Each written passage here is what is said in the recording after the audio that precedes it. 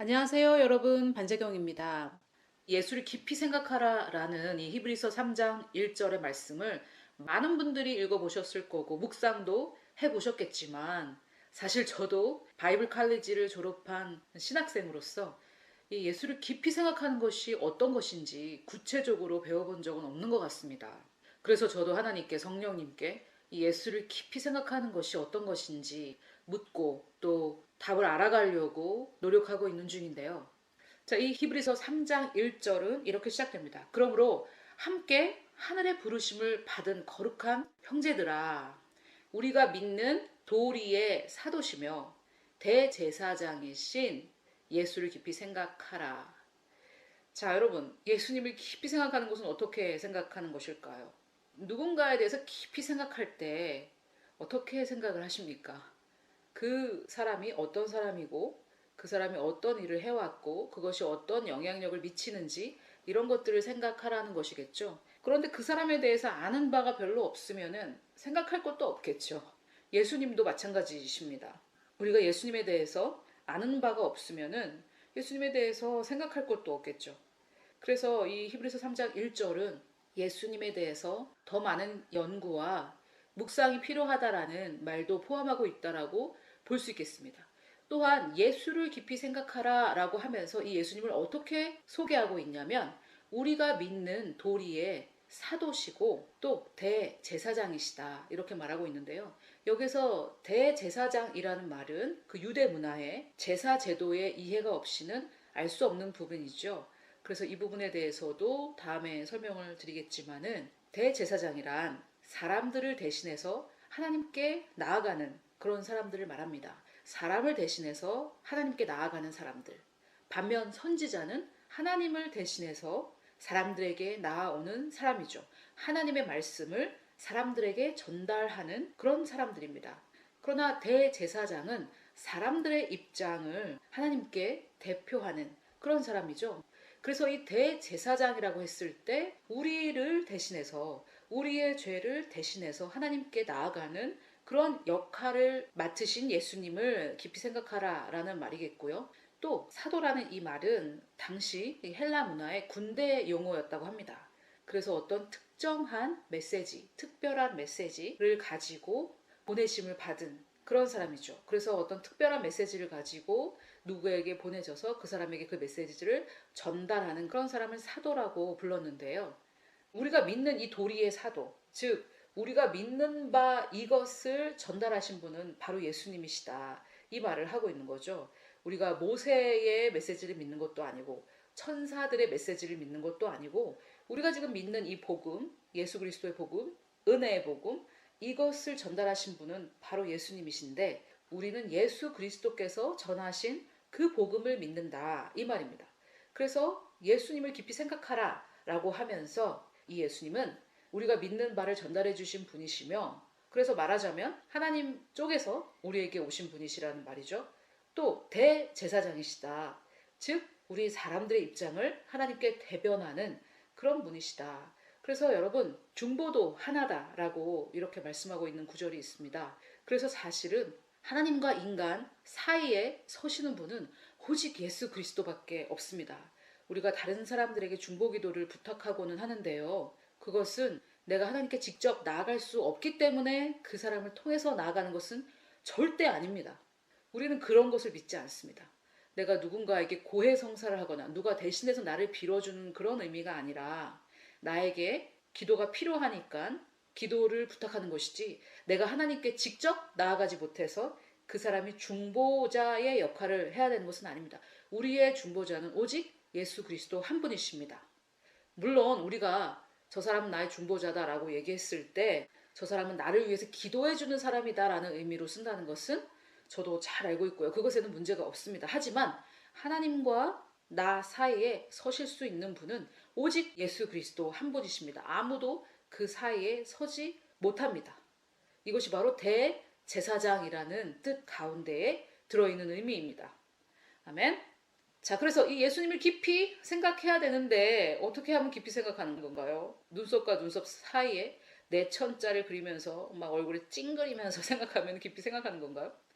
근데 그렇지 않습니다. 이 주님이 어떤 일을 하셨고 어떤 분이신지 그것을 알아야 되는 건데, 제가 개인적으로 참 좋아하는 서신이 골로새서입니다. 골로새서는 정말 많은 놀라운 말씀들이 있는데, 이 골로새서 2장을 보면 이렇게 시작합니다. 내가 너희와 라오디게아에 있는 자들에게 무릇 내 육신의 얼굴을 보지 못한 자들을 위해서 얼마나 힘쓰는지를 너희가 알기를 원한다. 이렇게 시작하는데요. 여러분, 저도 제가 이게 미디어를 통해 사역을 하지 않습니까?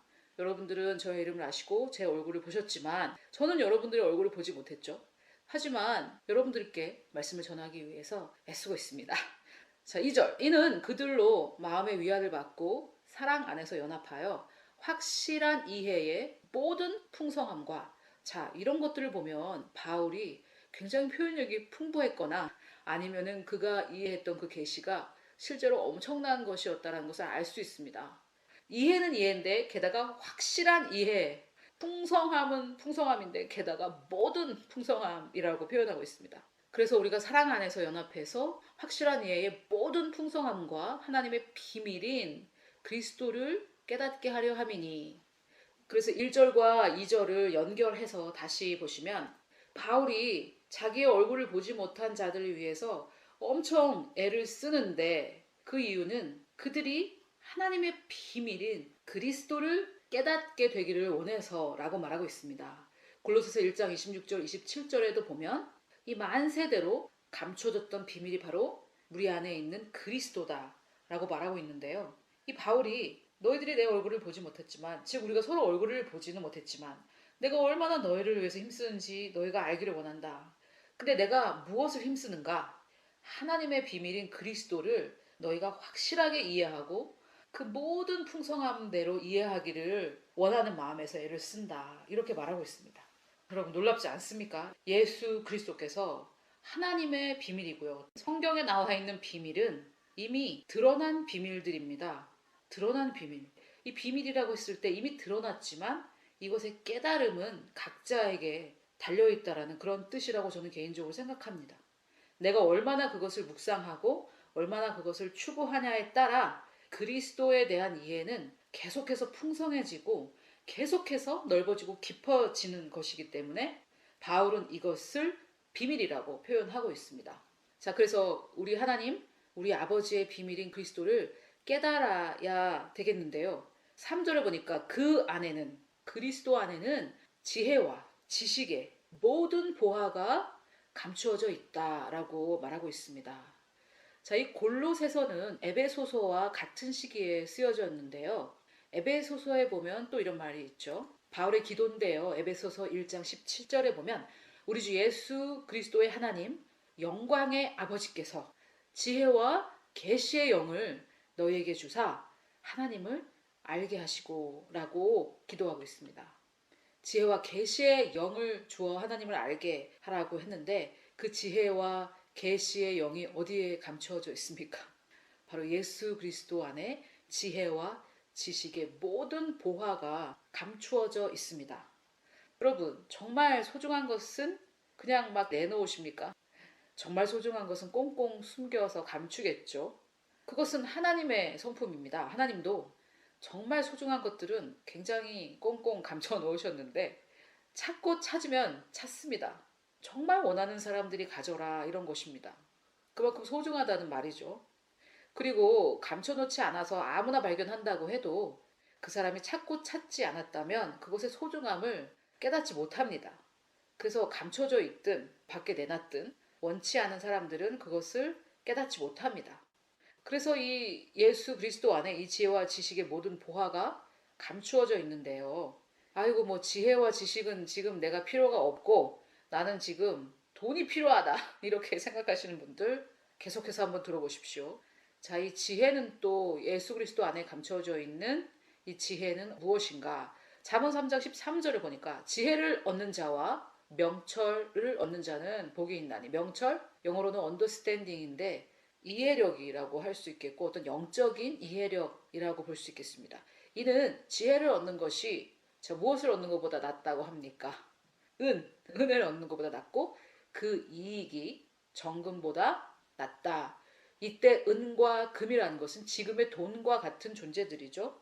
은과 금으로 물건을 사고 팔았기 때문에 지금 이 잠언의 저자 솔로몬은 뭐라고 하고 있는 거냐면 이 은과 금보다 더 좋은 것이 지혜다 이 말입니다.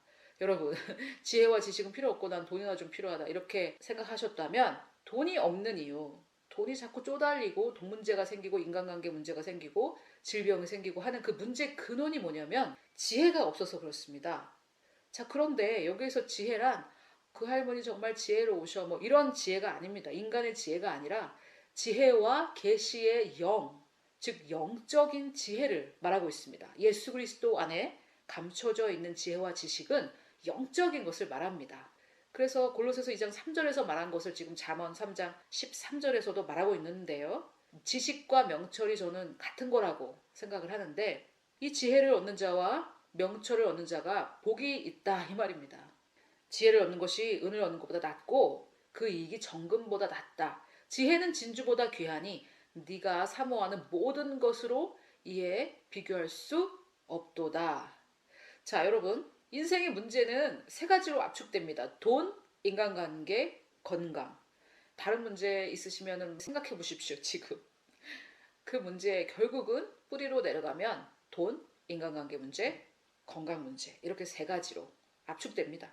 그래서 돈이 없으신 분들은 돈을 사모하시겠고 인간 관계에 문제가 많으신 분들은 좋은 친구 또는 좋은 멘토 또는 어떤 커넥션 우리나라 말로 하면 줄 이런 것들을 원하실 거고 또 건강에 문제가 있으신 분들은 병이 낫기를 원하시겠죠. 병이 낫기를 원하실 텐데 자, 그런데 이 세 가지 문제 우리가 돈을 원하고 친구를 원하고 인간관계 회복을 원하고 또 좋은 사람을 만나기를 원하고 또 건강해지기를 원하고 이렇게 여러 가지를 사모하는데 사실은 이 모든 것을 가졌던 솔로몬이 뭐라고 얘기하고 있냐면 너희들이 사모하는 거 그런 거랑 이 지혜랑 정말 비교할 수가 없다. 너희들이 사모하는 그것과 이 지혜는 비교할 수 없을 만큼 지혜는 너무나 귀하다.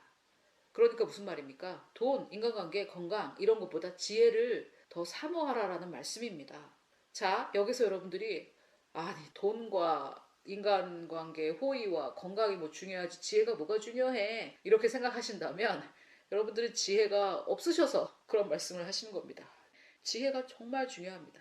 자, 계속해서 한번 읽어볼게요. 3장 16절에 보니까 그의 오른손에는 장수가 있고 그의 왼손에는 부귀가 있나니 이게 지금 무슨 말입니까? 지혜의 오른쪽에는 장수가 있고 즉 건강하게 오래 사는 것 그것이 있고 그의 왼손에는 부귀가 뭡니까? 재물 아닙니까? 그래서 지혜를 가지면 건강하게 오래 살고 또 부귀도 있다 이 말이죠. 즉 지혜가 있으면은 건강도 따라오고 재물도 따라온다라는 말입니다. 자, 17절 그 길은 즐거운 길이요 그의 지름길은 다 평강이니라. 여러분 즐겁고 평강이 넘치는 사람에게 친구가 많지 않겠습니까? 그의 인간관계도 회복되지 않겠습니까? 그런데 그 즐거움과 평강이 어디서 오는가? 바로 이 지혜에서 옵니다. 우리에게 필요한 것은 이 지혜입니다. 지혜는 그 얻는 자에게 생명나무라. 하나님께서 우리가 먹기를 바라셨던 에덴 동산 중앙에 있었던 나무, 이 생명나무가 지혜였다 이 말이죠. 지혜를 가진 자는 복되도다. 자, 그래서 이 지혜가 얼마나 중요한지 잠언 3장에서 말하고 있는데 그런데 골로새서 2장 3절에는 이 지혜가 바로 예수 그리스도 안에 감춰져 있다라는 말입니다. 이게 무슨 말이냐면 예수 그리스도 안에 있다라는 말이었습니다. 그리스도 바깥에 없다. 이 지혜는 그리스도 안에 있다 이 말이죠. 정말 놀라운 말씀이고 굉장히 파격적인 말씀이죠. 그리스도 밖에 있는 것은 지혜가 아니라는 말씀입니다. 자, 6절 그러므로 너희가 그리스도 예수를 주로 받았으니 그 안에서 행하되 그래서 우리가 거듭날 때도 그리스도 예수로 인하여 거듭나지만 우리가 살아가는 이 삶도 그 안에서 살아야 된다 이 말이죠. 그 안에 뿌리를 박으며 세움을 받아 교훈을 받은 대로 믿음에 굳게 서서 감사함을 넘치게 하라. 정말 이 한 구절에 엄청난 말씀이 들어있습니다. 여러분 감사함이 넘치고 계십니까? 불평, 불만이 넘치고 계십니까? 불평, 불만한 삶을 살고 계시다면 거기에는 평안이 없겠죠. 우리는 감사함을 넘치게 해야 됩니다. 감사할 게 없는데 어떻게 합니까? 사실 구원받은 거 그 하나만으로도 정말 24시간 1년 365일 감사할 수 있어야 합니다. 자, 그런데 여기에 예수 그리스도 안에 뿌리를 받고 세움을 받아 라고 말하고 있는데요. 이 구절을 보니까 또 같은 시기에 쓰여졌던 에베소서가 생각나는데, 에베소서 3장에도 바울의 기도가 나옵니다. 1장과 3장에 두 번 기도가 나오는데요. 이러므로 내가 하늘과 땅에 있는 각 족속에게 이름을 주신 아버지 앞에 무릎을 꿇고 비노니 그의 영광의 풍성함을 따라 그의 성령으로 말미암아 너희 속사람을, 우리의 혼이죠, 능력으로 강건하게 하시오며 믿음으로 말미암아 그리스도께서 너희 마음에 계시게 하시옵고 너희가 사랑 가운데에서 in love, 사랑 안에 뿌리가 박히고 터가 굳어져서, 자, 그래서 골로새서 2장 7절에서는 그 안에, 예수 안에 뿌리를 박으며 세움을 받아 이렇게 표현하고 있고요. 에베소서에서는 사랑 가운데에서, 영어로는 in love, 사랑 안에 뿌리가 박히고 터가 굳어져서, 자, 그래서 골로새서에서는 그리스도 안이라고 표현하고 있고요. 에베소서에서는 사랑 안에라고 표현하고 있습니다. 즉 그리스도가 바로 사랑이라는 말씀이죠. 그리스도 안에 뿌리를 박는 것을 사랑 안에 뿌리를 박는 것으로 같은 저자가 표현하고 있기 때문에 우리가 뿌리 내리고 터가 굳어지는 것은 사랑 안에 뿌리 내리고 사랑 안에 터가 굳어지는 건데요. 마치 나무가 땅 속으로 뿌리를 내리는 것처럼 우리도 사랑이라는 그 땅에 뿌리를 내리는 것입니다. 그런데 그 땅이 바로 예수 그리스도라는 말을 골로새서 2장 7절이 하고 있는 것입니다. 그러면서 에베소서 3장 18절이 계속해서 능히 모든 성도와 함께 지식에 넘치는 그리스도의 사랑을 알고, 지식에 넘치는 이란 말은 우리가 머리로 깨닫는 것 이상인 그리스도의 사랑이라는 말씀입니다. 다 깨닫지는 못한다. 하지만 그것을 알아가라 라는 모순된 것 같은 말을 하고 있는데, 그만큼 주님의 사랑은 알면 알수록 커져가는 것이기 때문에 그렇고요. 그 너비와 길이와 높이와 깊이가 어떠함을 알아 하나님의 모든 충만하신 것으로 너희에게 충만하게 하시기를 구하노라. 여러분, 우리가 하나님에게 많은 기도 응답을 받기를 원하는데, 하나님께 축복받기를 원하는데, 그것은 그리스도의 사랑의 넓이와 길이와 높이와 깊이가 어떤 것을 알 때 하나님의 모든 충만한 것을 우리가 누릴 수 있다라는 굉장히 깊이 있는 말을 지금 바울이 에베소서에서 하고 있습니다. 그래서 우리가 예수 그리스도를 깊이 생각할 때 사실은 그분의 사랑을 제외하고 예수님을 깊이 생각할 수는 없겠죠. 아멘. 여기에서 제가 그리스도의 심판대와 이 예수 그리스도를 깊이 생각하는 것에 대해서 연결을 시키면서 여러분들께 말씀을 드리고자 하는데요. 그리스도의 심판대에 대한 구절을 보면 우리가 세우는 이 집의 기초가 바로 예수님이다 라고 말씀하고 계십니다. 그래서 우리가 주님을 반석이라고 표현하기도 하는데요. 먼저 제가 한번 읽어보겠습니다. 내게 주신 하나님의 은혜를 따라 내가 지혜로운 건축자와 같이 터를 닦아두매. 자, 이게 무슨 말입니까? 내가 건축을 하는데 나는 지혜로운 건축자처럼 한다. 즉 건축을 나는 지혜롭게 한다. 그래서 지혜로운 건축자, 건축을 지혜롭게 하는 사람들은 어떻게 하는가? 터를 닦아둔다라고 할 때 그 터는 무엇인가? 이 닦아둔 것 외에 능히 다른 터를 닦아둘 자가 없으니 이 터는 곧 예수 그리스도라. 자, 바울이 지금 나는 건축을 하는데 하나님의 집인 너희들을 세워나가는데, 즉 교회를 세워나가는 거죠. 건물인 교회가 아니라 우리들, 우리 주님의 몸된 교회인 우리 성도들을 세워나가는데 나는 지혜롭게 세워나간다. 지혜롭게 건축하는 자는 어떻게 하는가? 터를 닦는데 그 터는 곧 예수 그리스도라는 터를 닦는 것이다 이 말입니다. 그래서 하나님의 집인 교회, 우리 자신들 성도들을 세워나갈 때 기초는, 파운데이션, 기초는 예수 그리스도가 되어야 한다 이 말입니다. 저는 이 그리스도의 심판대에 대한 설명을 통해서 여러분들께 말씀드리고 싶은 것이 무엇이냐면, 우리가 이 인생을 살면서 사역자로 살든 아니든 그리스도인으로 살면서 세워나가는 그 모든 것들, 우리의 공로와 공적과 이 삶에서 행했던 그 모든 것들이 예수 그리스도의 심판대 앞에 서서 불로 판단을 받는 날이 오는데 그 터는 예수 그리스도여야 한다 이 말입니다. 터가 예수 그리스도일지라도 그 위에 나무나 풀이나 지프로 지으면 그 불이 다 타버렸을 때 그냥 불 가운데서 간신히 구원만 받게 되는데요. 그럼에도 불구하고 터가 예수 그리스도였다면 그 사람은 구원을 받겠죠. 그런데 이 터도 제대로 닦지 못했다라면 어떻게 하겠습니까? 기초가 가장 튼튼해야 되는 것이 아닙니까? 첫 번째 단추가 잘못 껴졌다면 아무리 많은 단추를 끼웠다고 한들 그것이 무슨 의미가 있겠습니까? 그래서 제가 이 고린도전서 3장 이 구절을 읽으면서 참 정말 예수 그리스도를 깊이 생각하는 것의 첫 번째는 내 삶의 터가 내 삶의 기초가 예수 그리스도 위에 세워졌는가 이것이 정말 중요하겠구나라는 생각을 하게 되었습니다. 자, 여러분, 우리 삶의 가장 기초이신 예수 그리스도 그 사람이 아무리 훌륭한 일을 했든 어쨌든 나라를 세웠든 뭘 했든 예수 그리스도라는 놀라우신 분 위에 그 삶이 세워지지 않았으면 그 결과는 뻔한 것이 아닙니까? 그의 미래는 뻔한 것이죠. 그래서 이 예수 그리스도로 우리의 삶의 터를 닦아야 되는 것이 중요하고요. 또 두 번째, 예수를 믿는 자들, 구원받은 자들에게도 질문하고 싶습니다. 우리의 기초이신 이 예수 그리스도를 우리가 얼마나 알고 있습니까? 예수 그리스도에 대해서 우리가 적어본다면 얼마나 적을 수 있을까요? 내 삶의 기초가 되시고 터가 되시는 분이신데 우리는 주님에 대해서 얼마나 알고 있습니까?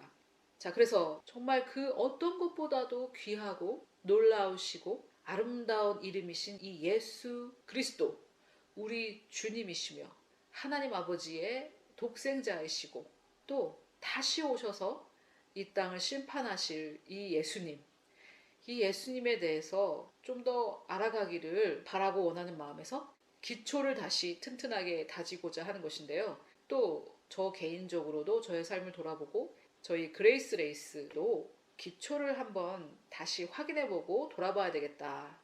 나는 무슨 일을 하기로 부르심 받았는가? 그레이스 레이스는 무슨 일을 하기로 부르심 받았는가? 이 중간 점검이 좀 필요한 것 같아서 저의 사역과 저 자신 개인의 인생의 중간 점검을 좀 한번 해보려고 합니다. 여러분들도 한번 해보시면 어떨까요? 연세가, 나이가 어떻게 되셨는지는 모르겠지만 그것과 상관없이 내가 도대체 이 기초는 예수 그리스도 위에 세웠는가 이것에 대해서 한번 생각을 해보셨으면 좋겠습니다.